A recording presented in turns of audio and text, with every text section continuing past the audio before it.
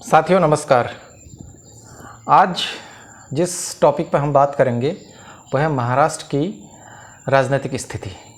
आज दिन से ही ये खबरें आ रही थी कि महाराष्ट्र के एक विधायक हैं जो कि सरकार में मंत्री भी हैं, एकनाथ शिंदे जी, वो अपने कुछ समर्थक विधायकों के साथ उन्होंने गुजरात में प्रवेश किया है और उनका मोबाइल फ़ोन लगातार नॉट रीचेबल दिखा रहा है।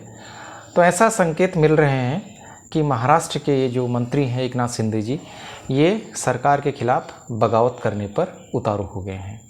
इस पूरे घटनाक्रम के पीछे उद्धव सरकार के जो नेता हैं, जो शिवसेना के नेता हैं, वो बीजेपी को ब्लेम कर रहे हैं कि ये बीजेपी की साजिश है। और एनसीपी के प्रमुख हैं जो शरद पवार जी, उन्होंने अभी बयान दिया है कि उद्धव सरकार किसी भी तरीके से खतरे में नहीं है और ये जो संकट है इसको उद्धव ठाकरे जी इजीली सॉल्व कर लेंगे। 2019 में जब महाराष्ट्र में विधानसभा के चुनाव हुए थे, उसमें बीजेपी और शिवसेना ने मिलकर एक गठबंधन के तौर पर चुनाव लड़ा था। बाद में कुछ ऐसा राजनीतिक घटनाक्रम हुआ कि शिवसेना ने बीजेपी से नाता तोड़ लिया और कांग्रेस और एनसीपी के साथ मिलकर एक गठबंधन बनाया और जिसके नेता बने उद्धव ठाकरे और अभी वो वर्तमान में मुख्यमंत्री हैं। इस पूरे घटनाक्रम के बाद 2019 के, जिसमें देवेंद्र फडणवीस ने एक दिन के लिए अपनी सरकार बनाई थी, जिसमें अजीत पवार ने उनको समर्थन दिया था, जैसा आपको सबको पता है सारी घटनाक्रम।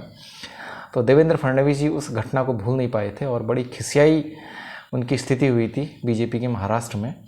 तो पिछले 2 सालों से लगातार जो बीजेपी है महाराष्ट्र में, वो उद्धव ठाकरे पर हमलावर थी।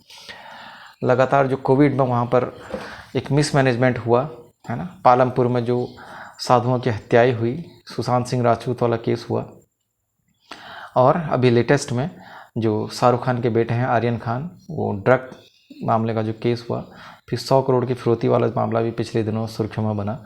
तो लगातार महाराष्ट्र की जो सरकार है वो बीजेपी के निशाने पर थी। लेकिन पिछले कुछ समय से बीजेपी जो है बड़ी साइलेंट तरीके से वहाँ पे वॉच एंड वेट वाली स्थिति में थी। किसी भी तरीके से उन्होंने सरकार को उस एग्रेसिव तरीके से काउंटर नहीं कर रहे थे जैसा कि उन्होंने पिछले 2 साल में किया था। तो अभी जो स्थिति है, ऐसा माना जा रहा है, जो तमाम राजनीति के विद्वान लोग हैं वो ये मान के चल रहे हैं कि ये सारा घटनाक्रम जो है ये बीजेपी के इशारे पर हो रहा है।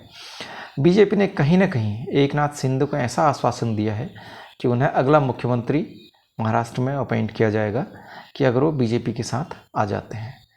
तो एकनाथ शिंदे जी, उनका एक राजनीतिक कद है महाराष्ट्र में।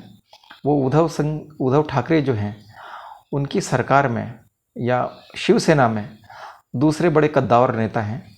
हालांकि शिवसेना का जो एक मीडिया फेस है वो आप देखते होंगे, लगातार संजय राउत खबरों में बने रहते हैं। वो हिंदी मीडिया, इंग्लिश मीडिया, सबको वही डील करते हैं। तो एकनाथ शिंदे जी इस बात से भी थोड़ा खफा थे, उनसे नाराज़ थे। पूरी पार्टी में जो उनका जितना बड़ा कद है उस हिसाब से उनको मंत्रालय नहीं दिया गया और सारे अच्छे डिपार्टमेंट जो है वो एनसीपी के नेताओं ने अपने पास रख लिए। तो एक तरीके से महाराष्ट्र में मुख्यमंत्री तो उद्धव ठाकरे हैं जो शिवसेना से हैं, लेकिन एकनाथ शिंदे जी और उनके समर्थक ऐसा मान के चलते हैं, लगातार वो अपने सलाहकारों के माध्यम से ऐसी खबरें प्रचारित करते हैं कि सरकार एक्चुअल में एनसीपी की है। अब ये पूरा जो घटनाक्रम किस राजनीतिक मोड़ पर जाके समाप्त होगा, इसके लिए हम 1-2 दिन का वेट करते हैं और कोई भी नया अपडेट जो होगा उसको हम आपको तुरंत बता देंगे। Thank you.